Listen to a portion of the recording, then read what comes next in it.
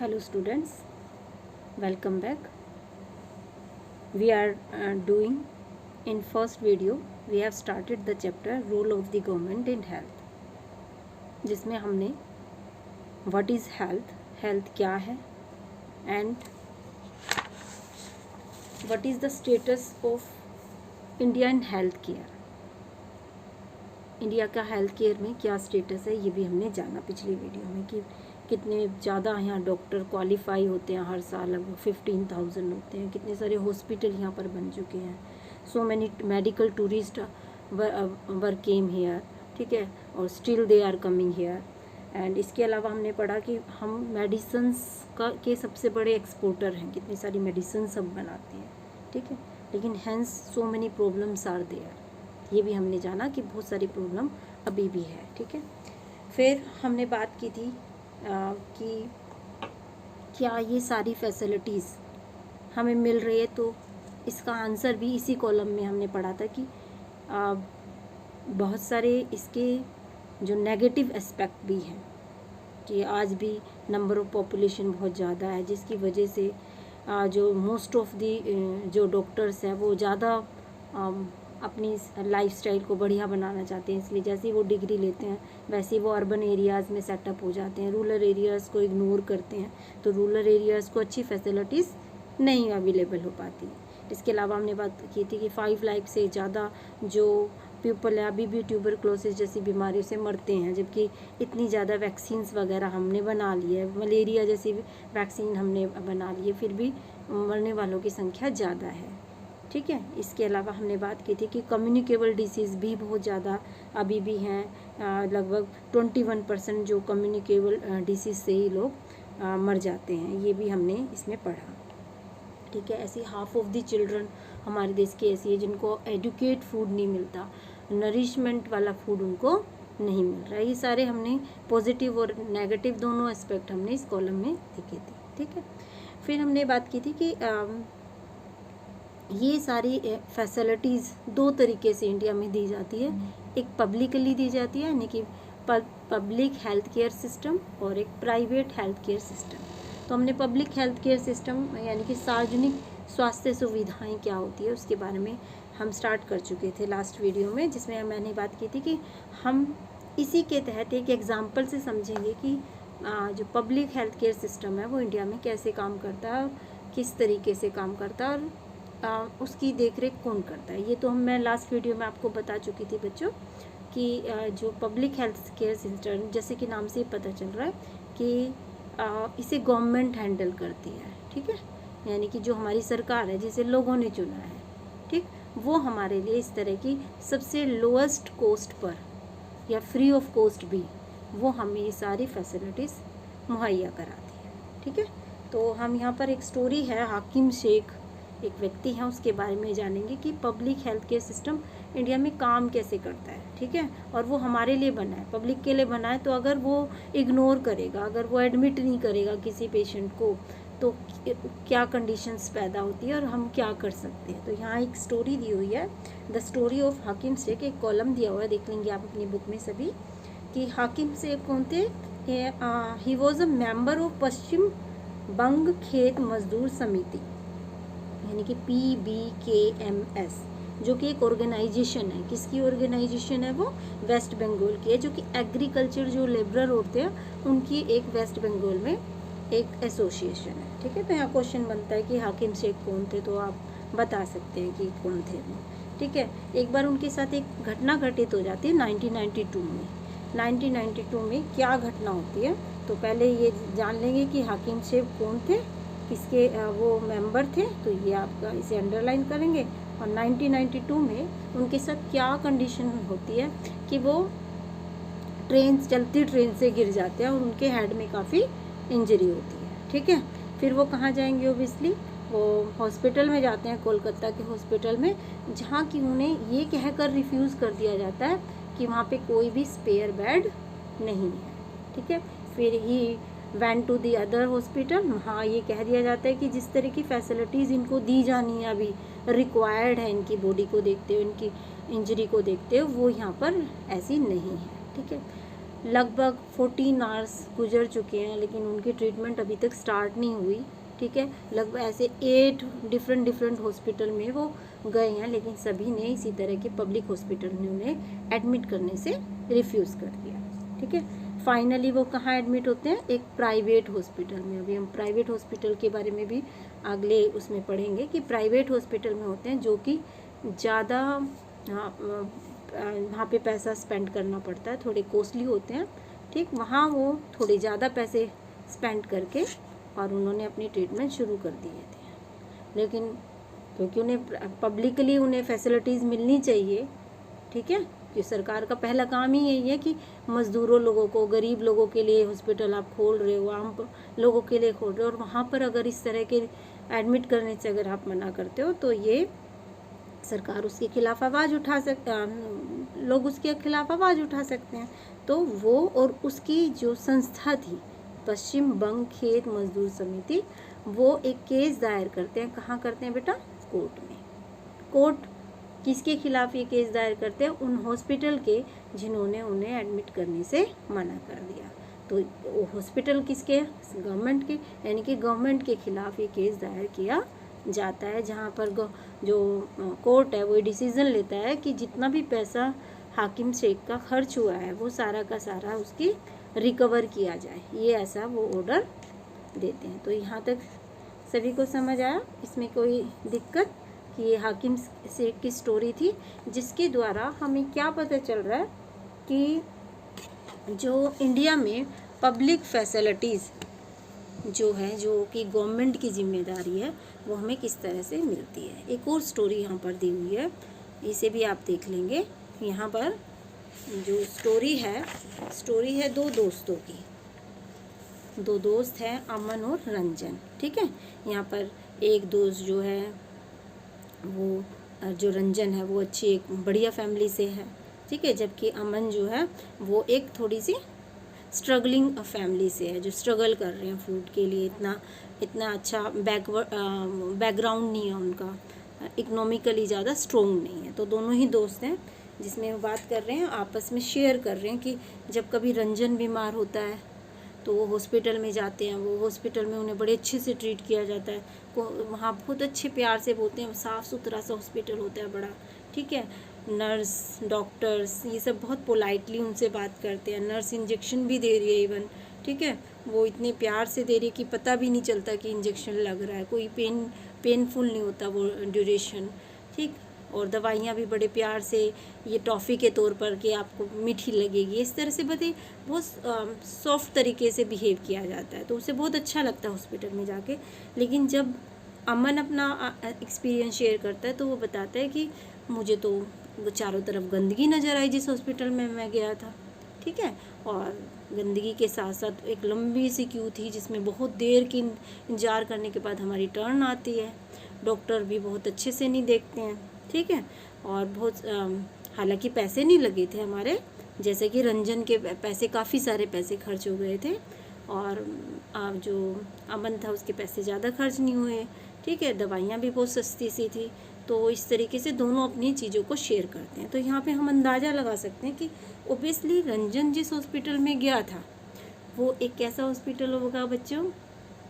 बिल्कुल सही, वो एक प्राइवेट हॉस्पिटल था जहाँ पर क्लीनिनेस थी, डॉक्टर्स बहुत अच्छे से बिहेव कर रहे थे, ठीक है, और कोई क्यू नहीं थी इस तरह की, हाँ, और लेकिन महंगा थी चीज़ें, जो दवाई थी, जो डॉक्टर की फ़ीस थी, वो सब कॉस्टली थी।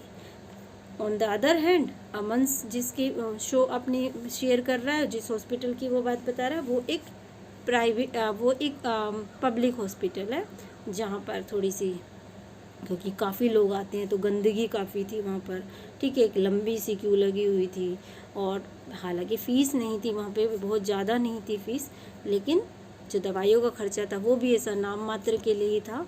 लेकिन वहाँ पर बहुत अच्छे से जो एक सेटिस्फैक्ट्री जो था कि हाँ मुझे बहुत अच्छे से देखा गया होगा, ऐसा कुछ भी नहीं था। तो इस स्टोरी के द्वारा यही आपको बताया गया, दोनों ही पेज पर जो स्टोरी दी हुई है कि किस तरीके से पब्लिक हेल्थ केयर सिस्टम काम करता है और किस तरीके से भारत में प्राइवेट हेल्थ केयर सिस्टम काम करता है। तो ये दोनों ये अमन और रंजन की स्टोरी के द्वारा हम ये समझते हैं कि अब इनको डिटेल में करेंगे हम लोग, ठीक है। Public and private health care services, पहले है पब्लिक हेल्थ केयर सर्विस, ठीक। पब्लिक हेल्थ केयर सर्विस के बारे में हम पढ़ते हैं। Public health care service, public health care service. The public health service is chain of health centers and hospital run by the government. इसको बेटा कौन चलाता है? Run by the government. ये बिल्कुल ध्यान रखना है, गवर्नमेंट इसको चलाती है, किसी इंटरेस्ट के लिए नहीं चलाती, अपने बेनिफिट के लिए नहीं चलाती, बल्कि उसका मेन मोटो क्या होता है? ज़्यादा से ज़्यादा लोगों को फ्री ऑफ कॉस्ट सर्विस देना या बहुत ही कम रेट पर इस तरह की सर्विसेज प्रोवाइड कराना, ठीक है। तो इस तरह की सभी तरह की प्रॉब्लम्स, सभी तरह के जो पेशेंट है वो यहाँ पर आते हैं। क्लियर हो गया? तो पब्लिक हेल्थ केयर सिस्टम इस तरीके से काम करता है। आगे देखेंगे इसमें क्या क्या दिया हुआ है, यहाँ पर किस तरह से काम करते हैं। They are link together so they cover both rural and urban areas and can also provide treatment to all kinds problem from common illness to special services at the village level. There are health center, village level पर क्या होते हैं? यहाँ पर health centers होते हैं, ठीक है। They usually a nurse, a village health worker, they are trained in dealing with common illness and work under the supervision of doctor at the primary health center PHC, ठीक है। यहाँ पर nurse होती है, एक हेल्थ वर्कर होता है जो कि छोटी मोटी ट्रेनिंग के द्वारा उसमें काम करते हैं और वहाँ के लोगों को, आसपास के लोगों को इस तरह की सर्विसेज पहुँचाते हैं। ये सब किसके सुपरविज़न में काम करते हैं? प्राइमरी हेल्थ सेंटर की सुपरविज़न में, जो वहाँ डॉक्टर होते हैं उनकी सुपरविज़न से काम करते हैं। ऐसी डिस्ट्रिक्ट लेवल पे भी यहाँ पे बताया गया है, ठीक है। At the district level the district hospitals वहाँ पर होते हैं। They also supervise all the health centres, ये सारे हेल्थ सेंटर होते हैं, ये इनके अंडर काम करते हैं। लार्ज सिटी है मैनी गवर्नमेंट्स हॉस्पिटल्स, और लार्ज सिटीज़ में क्या होते हैं? बहुत सारे गवर्नमेंट हॉस्पिटल्स होते हैं, जैसे आपका एम्स हो गया, सफदरजंग हो गया, इस तरह के बड़े hospitals. Such as the one where Aman was taken and also specialised government hospital such as the ones in Hakim Sheikh story. जिस तरह की हाकिम शेख स्टोरी में हमने पढ़ा कि वो लगभग 8 हॉस्पिटल्स में वो अपनी ट्रीटमेंट के लिए गया था, वो किस तरह के हॉस्पिटल रहे होंगे बेटा? वो इसी तरह के जो आपके पब्लिक हेल्थ केयर हॉस्पिटल रहे होंगे। क्लियर है? जो लार्ज सिटीज़ में थे, क्योंकि वो कोलकाता की उसमें गया था। ऐसे ही अमन भी अगर किस तरह के हॉस्पिटल में गया था, वो भी एक पब्लिक हेल्थ से रिलेटेड हॉस्पिटल ही था। क्लियर हो गया? तो पब्लिक हेल्थ किससे जुड़ा हुआ है? जो कि आम लोगों से जुड़ा हुआ है। कौन इसकी वो करता है, रन करता है इसको? इसे गवर्नमेंट रन करती है। अब क्वेश्चन आता है, गवर्नमेंट क्यों रन करती है? गवर्नमेंट हमारे लिए क्यों इस तरह के हॉस्पिटल बनाती है जहाँ पर सारी फैसिलिटीज़ मिल रही हैं, लेकिन वो भी लो कॉस्ट पर मिल रही है या फ्री ऑफ कॉस्ट मिल रही है? ठीक है, इसका रीज़न है क्योंकि हमने उसे चुना है इस तरह की फैसिलिटीज़ के लिए। लाइक जितनी भी हमें एमिनिटीज़ मिलती है, जितनी भी हमें सुख सुविधाएं जो हमें गवर्नमेंट देती है, सड़क की, ठीक है, बिजली, पानी, ठीक, स्कूल, हॉस्पिटल्स, ये सारी गवर्नमेंट के अंडर आती है। गवर्नमेंट हमें इस तरह की फैसिलिटीज़ देती है। क्यों देती है?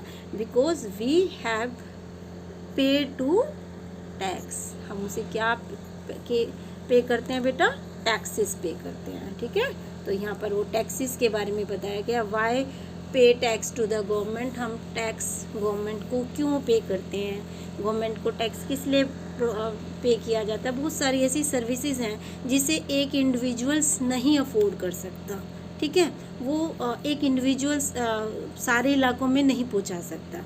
लाइक बिजली है, ठीक है, बिजली के तार लगवाने हैं सारे एरिया में, तो एक इंडिविजुअल, एक फैमिली नहीं करा सकती इस तरह के कामों को। पूरे एरिया में रोड बनवाना, वो अपने अपने एरिया में अगर एक व्यक्ति रोड बनवा लेगा तो क्या फ़ायदा? कार लेके क्या अपने एरिया में जाएगा? उसे बाहर भी निकलना होगा ना, तो उसे तो जहाँ जहाँ उसकी कार जाएगी वहाँ रोड बने होने चाहिए। तो सब जगह तो रोड बनवा नहीं सकता वो। तो ये सारी ड्यूटीज़ किसकी है? गवर्नमेंट की है। तो गवर्नमेंट अपनी जेब से कैसे करेगी, है ना? उसको पैसा चाहिए इन सब काम के लिए, तो वो कहाँ से वो ये पैसा अर्न करती है वो हमारे ही पॉकेट से निकल कर जाता है। किसके रूप में बच्चे? वो जाता है हमारे टैक्स के रूप में। ये सब समझ आया सभी को कि वो किसके रूप में जाता है? टैक्सेस के रूप में। क्लियर हो गया? लाइक जैसे डिफेंस है, ठीक, पुलिस, जुडिशियल सिस्टम, हाईवेज, ठीक, ये सब किसके बेनिफिट्स के लिए? ये सब हमारे बेनिफिट्स के लिए, बेनिफिट्स टू ऑल सिटीजन्स। समझ आए? तो इस तरह की सर्विस के लिए गवर्नमेंट हमारे लिए ये सारे टैक्सेस को इकट्ठा करती है और वो इन टैक्सेस से tax money is utilise for relief and rehabilitation in case of natural disaster. Natural disaster क्या होती है? प्राकृतिक आपदा, कोई बाढ़ आ गई, कहीं सूखा पड़ गया, है ना, इस तरह की जो कहीं भूकंप आ गया, तो ये सारी जो है ये सब आपकी क्या है? नेचुरल डिजास्टर है, such as flood, earthquakes, tsunami. हाँ, तो इन सब के लिए भी क्या है?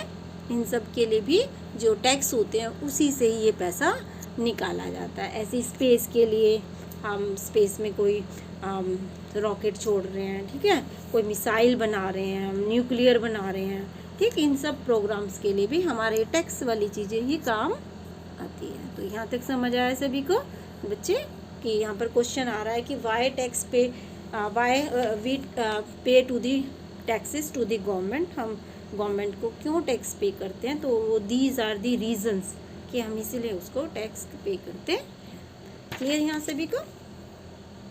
अब हम हेल्थ, क्योंकि पब्लिक हेल्थ सर्विसेज की बात कर रहे थे हम, तो हम यहाँ बात कर रहे थे कि जो हेल्थ सर्विसेज है पब्लिक के लिए बनाई गई है, क्यों बनाई गई है, ठीक है। The health service is called public for many reason in order to fulfil its commitment of providing health care of all citizen.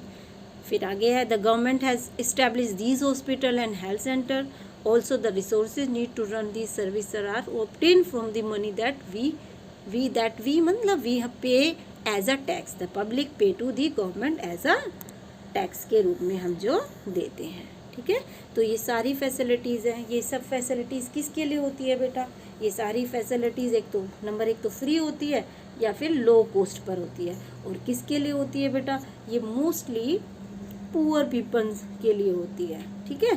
Poor लोग जो या मिडिल क्लास लोग जो कि नहीं अफोर्ड कर सकते इतना, उन लोगों के लिए होती है। किस तरह की? Another important function of public health is to take action to prevent the spread of disease such as TB, malaria, jaundice है, कोलरा है, ठीक है। इन सारी चीज़ों के लिए भी ये क्या है? हमारे लिए वो करता है, ठीक है। इसके अलावा आपका नेक्स्ट उसमें आ जाता है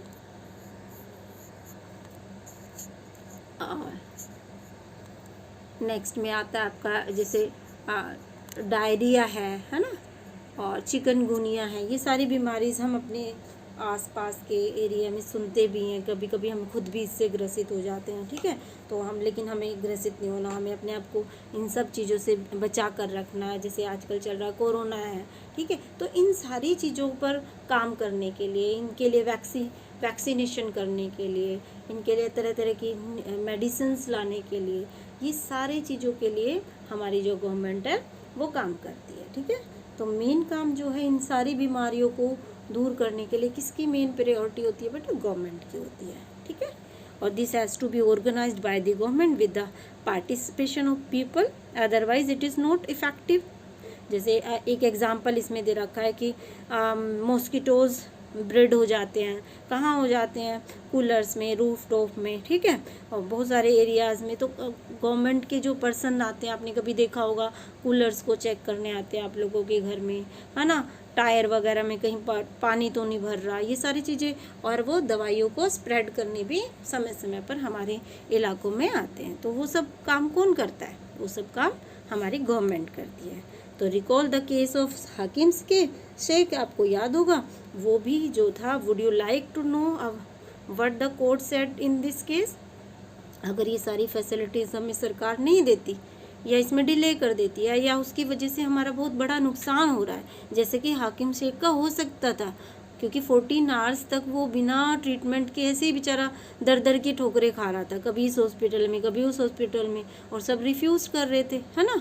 तो इस तरह की चीज़ में अगर इन केस अगर कुछ ज़्यादा उसका नुकसान हो जाता, ठीक है, और नुकसान तो हुआ ही था, इतना पेन उसने इतने घंटों तक सहा, ठीक, तो ऐसी चीज़ों में हम किसकी शरण में जा सकते हैं? तो उस कंडीशन में कोर्ट हमें हमारा फैसला करता है कि भाई हम कोर्ट में उस हॉस्पिटल या सरकार के खिलाफ पिटीशन डाल सकते हैं। और इस केस में क्या फ़ैसला लिया गया? इस केस में फ़ैसला लिया गया हाकिम सेब के हक़ में लिया गया था, और ये कहा गया कि जो गवर्नमेंट है, government has to paid money to the Hakim सेब, ठीक है, whatever he spend on his treatment. Okay, तो यहाँ तक समझ आया सभी को?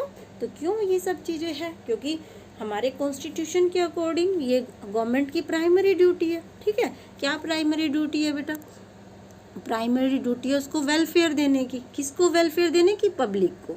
तो पब्लिक को वो वेलफेयर देगी, ठीक है। जो भी हमारे लिए, क्योंकि ये हमारा क्या है, राइट टू लाइफ है। The government must safeguard the right to life of every person, ठीक है। इसीलिए तो हाकिम सेब को पैसे दिए गए। क्यों? क्योंकि वो उसके जीवन जीने का अधिकार था उसको। वो जो कि हॉस्पिटल वाले उसका अगर एडमिट नहीं कर रहे तो वो तो एक तरह से उसकी ज़िंदगी के साथ खिलवाड़ कर रहे थे। Okay, is it clear? ठीक, तो इस तरीके से हमारे कॉन्स्टिट्यूशन में इस तरह के अधिकार हमें दिए हुए हैं, और इन्हीं क्या की हेल्प से हम न्याय प्राप्त कर सकते हैं। We can get the justice through this type of protection, through this type of laws. Okay, last इसमें दिया हुआ है कि the court also said that it was the duty of the government to provide the necessary health service including treatment in emergency situation. Court ने ये भी कहा था कि ये तो उसकी ड्यूटी है कि हर हॉस्पिटल को नेसेसरी हेल्थ सर्विस देनी चाहिए, इमरजेंसी सिचुएशन में तो बिल्कुल ही देनी चाहिए, ठीक है। ये किसने कहा?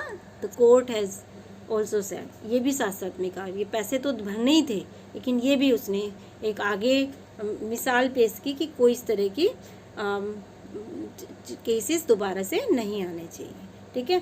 हाकिम सेब was denied treatment as various government hospital, therefore the court asked the state government to give him the money that he had spent on his treatment. तो यहाँ क्वेश्चन बन रहा है कि कोर्ट ने क्या जजमेंट ली थी और क्या हाकिम सेब को न्याय मिला या नहीं मिला। तो इज इट क्लियर? आपको यहाँ क्लियर हुआ बेटा? ठीक है। नेक्स्ट आता है आपका प्राइवेट हेल्थ सर्विसेज। अब प्राइवेट हेल्थ सर्विसेज जो हैं उनके बारे में हम बात करेंगे। प्राइवेट हेल्थ सर्विसेज जो है नाम से ही है क्लियर, प्राइवेट यानी कि निजी स्वास्थ्य सुविधाएं। निजी यानी कि पर्टिकुलर व्यक्ति की, ठीक है। पर्टिकुलर व्यक्ति से मतलब क्या है आपका? Health care centre and facilities owned and operated by doctors privately. अब प्राइवेटली का मतलब ये नहीं कि वो गुपचुप यानी कि चुपचाप अपने किसी कोने में कर रहे हैं, इसका ये मतलब नहीं है। इसका मतलब है कि वो किसी अर्बन एरियाज़ में, किसी छोटी सिटीज़ में वो क्या कर रहे हैं, वो अपना कोई प्राइवेट क्लिनिक खोल सकते हैं। क्लियर हो गया? इन रूरल एरिया, यहाँ पे रूरल गांव वाले इलाकों के भी बारे में यहाँ बता रखा है कि बहुत सारे जो डॉक्टर्स हैं वो क्या करते हैं, large number of doctors run their own private clinic. कहाँ प्राइवेट क्लिनिक खोलते हैं? मोस्टली तो वो कहाँ खोलेंगे? ओबियसली जहाँ उन्हें ज़्यादा पैसा मिलेगा। तो अर्बन एरियाज़ में ही उन्हें ज़्यादा पैसा मिलता है। अब यहाँ रूरल एरिया की बात बताई गई है, गाँव वाले इलाकों में। इन rural area there one find registered medical practitioners यानी कि RMPS, ठीक है। ये इसे याद रख लेंगे इस नाम को। In rural area there are registered medical practitioners. Rural areas में जो लोग अपनी डॉक्टरी पूरी कर लेते हैं, जो कोर्स पूरा कर लेते हैं, तो वो RMPS के थ्रू अपना रजिस्टर्ड कर लेते हैं, ठीक है।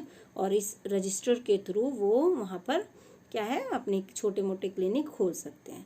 अर्बन एरियाज़ में क्या होता है? Urban areas in urban areas have a large number of doctors, many of them providing special services, ठीक है।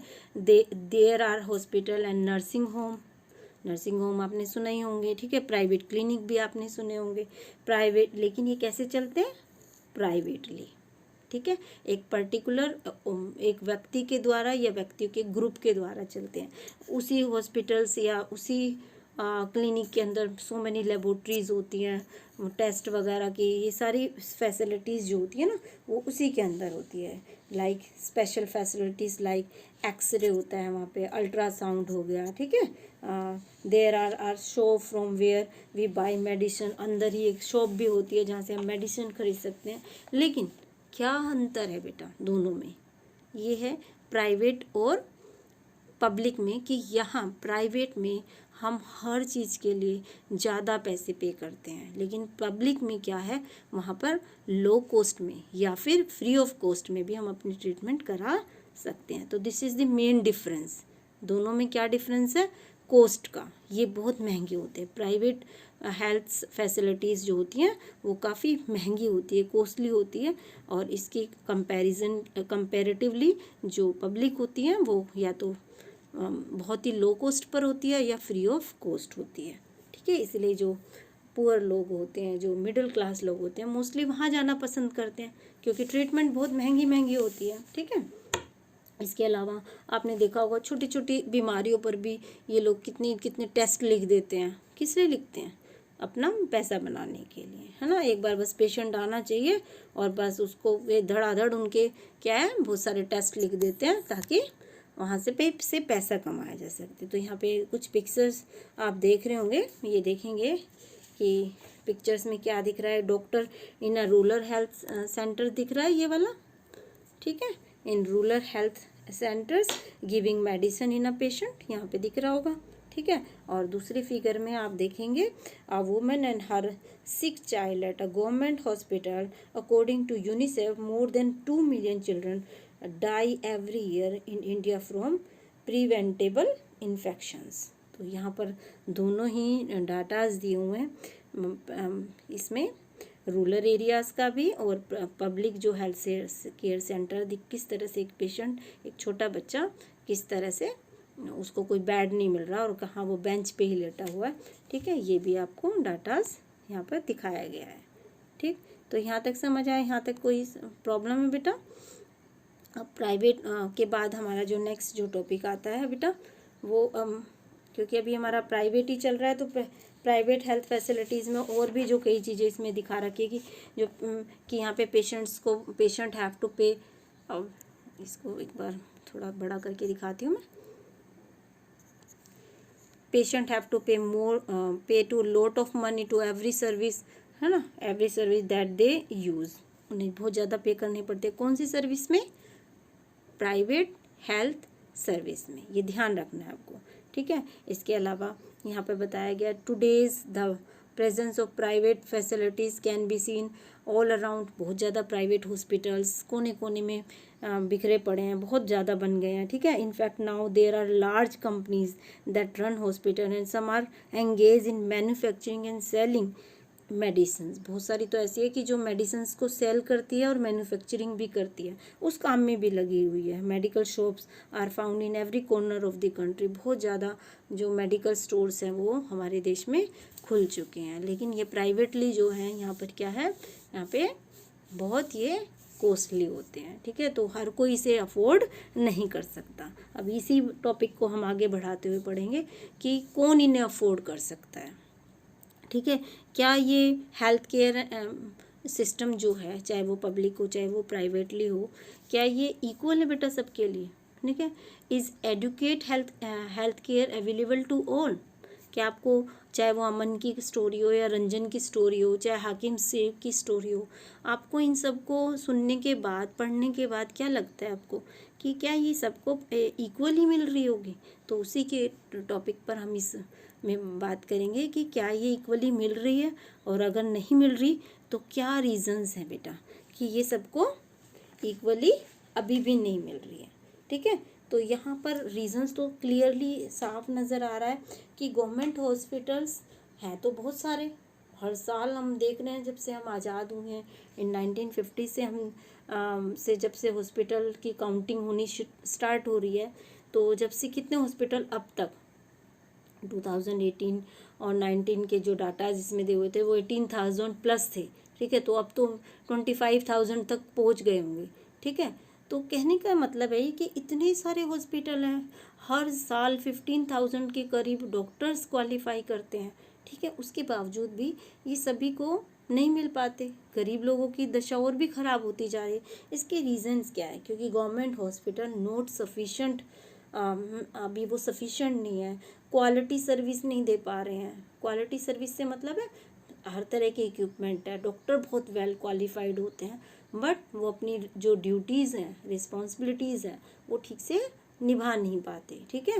हालांकि आजकल कोरोना के टाइम में हम देख रहे हैं कि यही हमारे वॉरियर बने हुए हैं, यही हमारे जीवन रक्षक हैं, यही कोरोना और हमारी जो डेथ है उसके बीच में खड़े हुए हैं, ठीक है। लेकिन फिर भी डाटाज, जो पुराने डाटाज को हम उठाते हैं तो वो यही कहते हैं कि नहीं, अभी भी क्वालिटी सर्विस गवर्नमेंट हॉस्पिटल्स में नहीं मिल रही है। गवर्नमेंट हॉस्पिटल से मतलब है पब्लिक हॉस्पिटल्स, ये ध्यान रखना आप लोगों को, ठीक है। तो अब हम बात करेंगे private service versus public service, ठीक है, private service versus public service. तो private hospitals increasing day by day, हम जानते ही हैं, ठीक है। ज़्यादातर लेकिन कौन से एरियाज में सेंट्रलाइज्ड है बेटा? मोस्टली ये अर्बन एरियाज़ में सेंट्रलाइज्ड है, ठीक है। हाई कॉस्ट होती है इसमें, मेडिसिन्स बहुत एक्सपेंसिव होती है, जो ट्रीटमेंट है वो इतनी एक्सपेंसिव होती है कि व्यक्ति का दिवाला निकल जाता है, ठीक है। यानी कि एक बार हॉस्पिटल में वो एडमिट हुआ और उसका तो पूरा जो बैंक बैलेंस है, जो उसने जमा पूंजी कर रखी है, वो पूरी की पूरी क्या हो जाती है? पूरी की पूरी ख़त्म। तो ज़्यादातर ये कहाँ है? These are concentrated in urban areas, ठीक। इसके अलावा यहाँ पर जो है प्रॉफिट के लिए काम करते हैं लोग, कॉस्ट जो है वो बहुत हाई होती है, मेडिसिन जो है वो बहुत एक्सपेंसिव होती है। तो ये सारे हम किसके बारे में पढ़ रहे हैं? ये सब हम, और कुछ तो फैमिलीज इसको अफोर्ड कर लेती है, लेकिन हर कोई तो अफोर्ड नहीं कर पाता। जो अफोर्ड नहीं करता वो क्या करता है बेटा? वो बोरो करता है, वो उधार लेता है ना। Borrow money when there is an illness in the family. कई बार तो ये लोग, क्योंकि गवर्नमेंट में नंबर आता नहीं है इतने, तो व्यक्ति स्वर्ग सिधार जाए, ठीक। और प्राइवेट में जाते हैं तो वहाँ जेबें खाली हो जाती है, बैंक बैलेंस जीरो हो जाता है, ठीक है। उसलिए उनके पास क्या रहता है? एक ऑप्शन बोरो करने का होगा, ठीक है। तो बोरो में क्या होता है कि हाई इंटरेस्ट पर वो लोग पैसे उठाते हैं, जिसे चुकाते चुकाते उनका आधा जीवन ऐसे ही निकल जाता है। तो ये तो हो गई क्या ये जो मैंने अभी जो बात आपको बताई है, कि आपको लगता है कि एडुकेट हेल्थ केयर जो फैसिलिटीज़ है वो अवेलेबल है टू ऑल? नो, सभी के लिए वो फैसिलिटीज़ अवेलेबल नहीं है। अब देखते हैं, यहाँ पर भी कुछ थोड़े से डाटाज दिए हुए हैं कि क्या कह रहा है। जो in order to earn more money, private जो सर्विसेज हैं वो क्या करती है? ज़्यादा मनी कमाने के लिए वो क्या करती है? इनकरेक्ट तरीके अपनाती है ना। जो भी चीपर जो मेथड होंगे ना, उसको फॉलो नहीं करते कि भाई आसान तरीका, जो सस्ता तरीका, उससे हम पेशेंट को ठीक कर दें। उसकी जगह वो क्या चीज़ अपनाते हैं? Are not used. वो किस तरह के फॉर्मूले अपनाते हैं? ज़्यादा से ज़्यादा जाते, ये टेस्ट कर लो, वो टेस्ट कर लो, पता नहीं ढेर सारे टेस्ट लिख दिए जाते हैं। एक जरा सी एक बीमारी के ऊपर ही 4 तरह के टेस्ट और 10 तरह की जो मेडिसिन्स है वो लिख दी जाती है, जो कि अफोर्डेबल नहीं होते। अननेसेसरी मेडिसिन्स, इंजेक्शन, सेलाइन बोटल्स, है ना। सेलाइन बोटल्स मतलब जो हम ग्लूकोज जो वो चढ़ाते हैं, ठीक है। व्हेन टैबलेट और simple medicine can be suffice, जब सफिशेंट होती है सिंपल मेडिसिन भी, तब भी वो इतने सारे तामझाम हमें लिख देते हैं, क्योंकि हमें इस बारे में कोई नहीं पता। हम पीपल जो पेशेंट है उसे क्या पता, इसकी नॉलेज नहीं है, तो वो जैसे जैसे डॉक्टर कहता रहता है वो पेशेंट बेचारा ऐसे ही करता रहता है। तो ये सब हम सब चीज़ें, मुझे लगता है सब फेस करते हैं हम ये चीज़ें भी। आप भी कभी कभी जाते होंगे डॉक्टर के, डरते होंगे ज़्यादा डॉक्टर दवाइयाँ ना दे, भाई बस इंजेक्शन ना लगाए, उससे बच जाए। ये सब आप लोग फेस तो करते ही होंगे ना। आगे यहाँ पे कुछ डाटाज बताएं बेटा। In fact barely 20% of the population can afford all the medicine.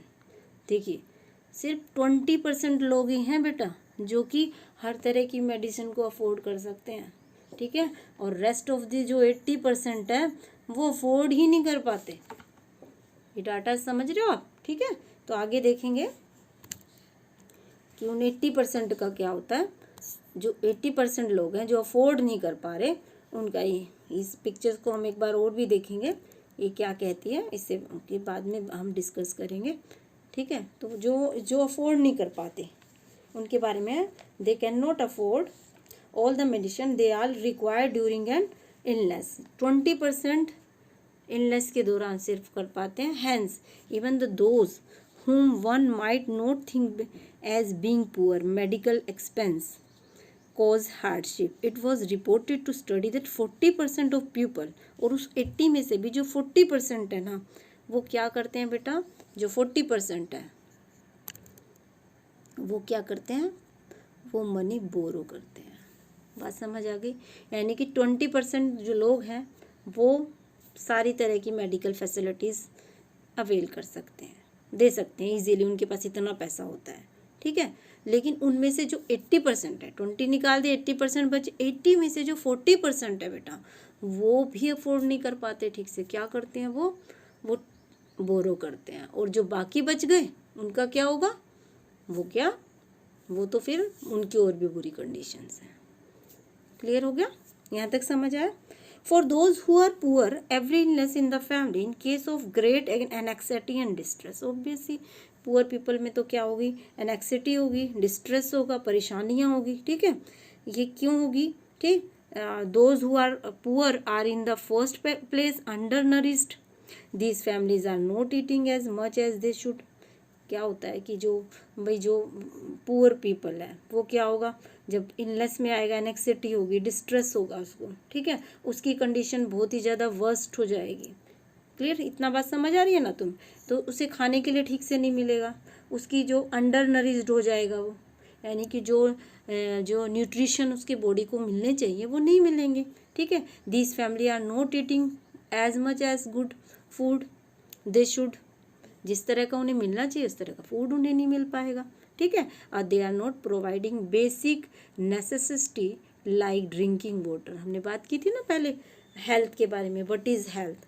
तो हेल्थ सिर्फ क्या है, ये नहीं है कि हम फ्री फ्रॉम इलनेस है, फ्री फ्रॉम इंजरीज है। इसके अलावा क्या चीज़ है इसमें बेटा, हमें अच्छा drinking water, adequate housing, cleaning surroundings भी हमें मिलना चाहिए, फ्रेश एयर भी हमें मिलनी चाहिए, ठीक है। तो ये सब चीज़ भी, जब उसे अच्छा खाना ही नहीं मिल रहा तो ड्रिंकिंग वाटर कहाँ से अच्छा मिलेगा, है ना।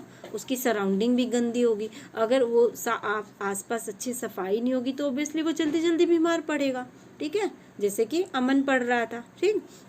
And therefore are more likely to fall ill, और वो क्या, वो बीमार पड़ेगा। द एक्सपेंस और illness make their situation even worse. इस तरह की जो सिचुएशन है उसे और भी ज़्यादा वर्स कर देगी। क्लियर? तो यहाँ पर हम एक चीज़ समझ लेते हैं कि कोई भी जो पुअर पर्सन है, सपोज कोई पुअर पर्सन है, ठीक है। अब पुअर पर्सन क्योंकि वो कैसी सराउंडिंग में रह रहा है, वो जो अनटाइडी एरिया है, ठीक है, क्लीनिनेस नहीं है वहाँ, तो ओबियसली वो क्या होगा, वो उस इलनेस आएगी उसमें, ठीक है। यहाँ पे राइटिंग थोड़ी ठीक नहीं आ रही है क्योंकि इस पे लिखा नहीं जाता बेटा। तो इलनेस होगी, फिर इलनेस से क्या होगा, वो अपनी बीमारी को ठीक करने के लिए वो पैसा एक्सपेंड करेगा, ठीक है, वो एक्सपेंसिव होगा। अब वो एक्सपेंसिव होगा तो एक्सपेंसिव के लिए वो क्या है, वो क्या बोरो करेगा, ओब्वियसली बोरो करेगा वो, है ना, पैसा उधार लेगा। अब वो उधार लेगा तो उसको चुकाना, उस पर इतना इंटरेस्ट होगा, तो उसकी जो कंडीशंस होगी उसे चुकाते चुकाते वो और भी ज़्यादा क्या हो जाएगी, पॉवर्टी, गरीबी की दशा में और भी जाएगी। यानी कि पुअर पीपल, इलनेस होगी उसको, बीमारियां से वो ग्रसित होगा, बीमारियों से वो उस पर पैसा लगाएगा, बोरो करेगा पैसे, ठीक है। अब बोरो करेगा तो उसे चुकाना भी तो है ना उस पैसे को जो उसने लिया, तो उसकी कंडीशन और वर्स्ट होगी और वो फिर पॉवर्टी की उसमें क्या कहते हैं, उसमें फंसता चला जाएगा, पॉवर्टी में, गरीबी में फंसता चला जाएगा। तो ये एक तरह का सर्कल बन गया, एक चेन बन गई, पुअर, इलनेस, एक्सपेंसिव, पॉवर्टी, ये एक चेन सी बनती चली जाती है। इस तरीके से जो गरीब व्यक्ति है बेटा, आप देखिए ना, उसकी कंडीशन और भी वर्स्ट से वर्स्ट होती जाती है। क्लियर हो गया? तो ये तो हमने बात की कि उन लोगों की जो कि अफोर्ड ही नहीं कर पाते, जिनके लिए पब्लिक हेल्थ केयर सिस्टम बनाए गए हैं, गवर्नमेंट द्वारा रन किए जाते हैं, ठीक है। और इनमें सबसे ज़्यादा जो वर्स्ट कंडीशन है ना, उनमें सबसे ज़्यादा तो वुमेन्स की है।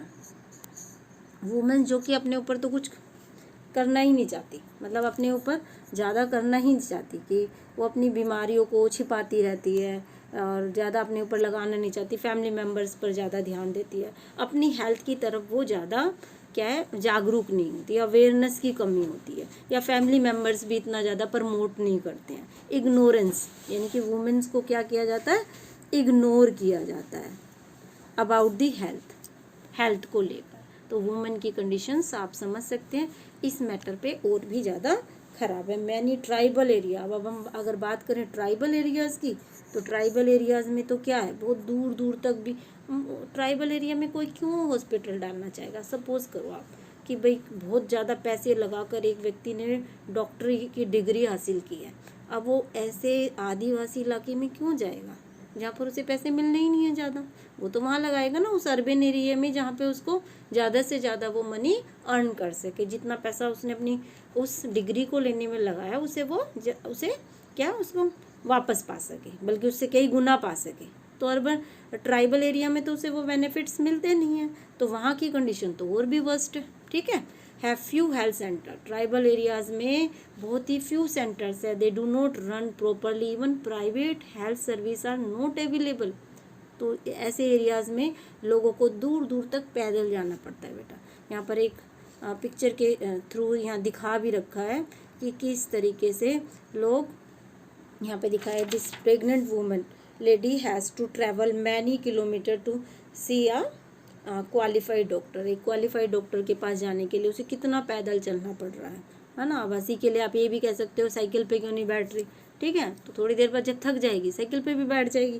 कहने का मतलब है कि इस तरह के जो दूर दराज क्षेत्र है जहाँ पर ऐसी फैसिलिटीज़ नहीं होती, वहाँ पर लोगों को कितना पेन लेनी पड़ती है एक छोटी सी बीमारी के लिए, या बड़ी भी कोई इलनेस अगर उन्हें हो जाती है तो पेशेंट्स को कितना सफ़र करना पड़ता है, कितनी पेन लेनी पड़ती है। लेकिन सिटीज़ में हम देखते हैं ना, फटाफट हमारे सराउंडिंग में इतने सारे क्लिनिक, मेडिकल स्टोर्स वगैरह होते हैं, तो सिटीज़ में हमें इस तरह की प्रॉब्लम्स फेस नहीं करनी होती, ठीक है।